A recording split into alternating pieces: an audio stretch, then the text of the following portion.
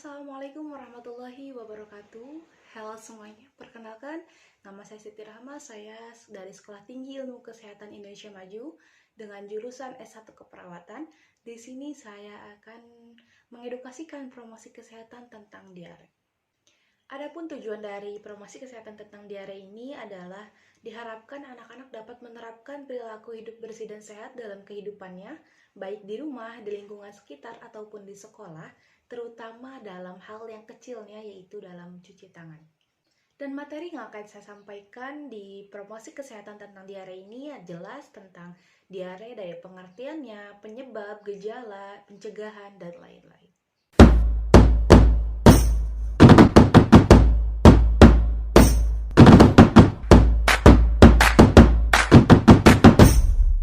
Ya, diare.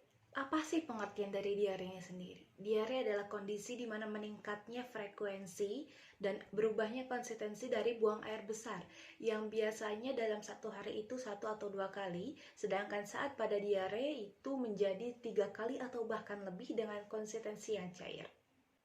Dan bahkan ada laporan dari WHO, yaitu Badan Kesehatan Dunia, yang menunjukkan bahwa sekitar 525.000 anak itu meninggal di setiap tahunnya karena diare. Lalu, apa sih yang menyebabkan diare ini? Diare bisa disebabkan oleh infeksi virus, dan adapun penyebab lainnya yaitu infeksi bakteri dan infeksi parasit.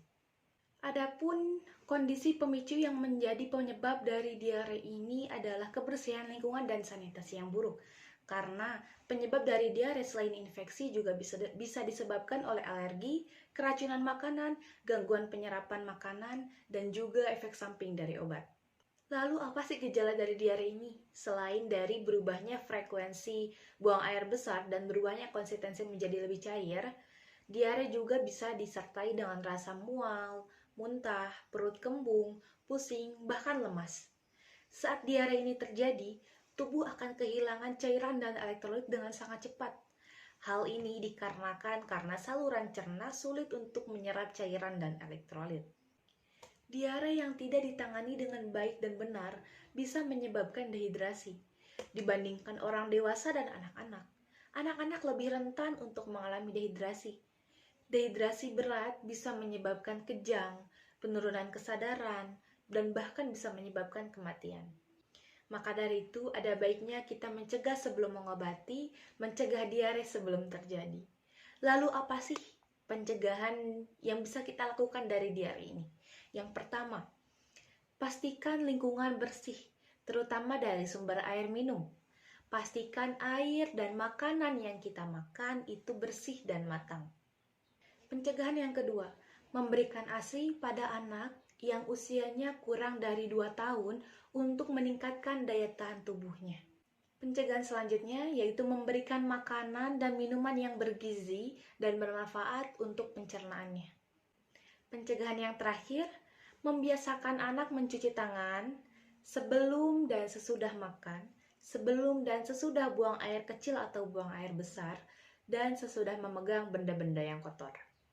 Nah, dari pencegahan tadi, mencuci tangan adalah langkah yang paling bisa kita lakukan sedari dini, karena selain bisa mencegah dari diare, mencuci tangan juga bisa mencegah dari virus yang sedang mewabah di kita, yaitu virus corona. Lalu bagaimana sih cara atau langkah mencuci tangan yang baik dan benar itu? Oke, langkah mencuci tangan yang baik dan benar itu ada 7 langkah. Yang pertama, itu membersihkan telapak tangan seperti ini. Yang kedua, membersihkan punggung tangan dengan cara punggung kiri dibersihkan oleh telapak tangan kanan seperti ini, dan pun sebaliknya. Lalu langkah yang ketiga, membersihkan sela-sela jari tangan dengan cara tangan dan jari saling mengunci atau saling terikat, lalu digosok seperti ini, saling membersihkan. Ini membersihkan sela-sela jari. Dan langkah yang keempat, yaitu membersihkan punggung jari yang sebelah sini dengan cara saling mengunci. Punggung jari menempel pada telapak tangan seperti ini ya, sambil saling mengunci. Dibersihkan, pun sebaliknya.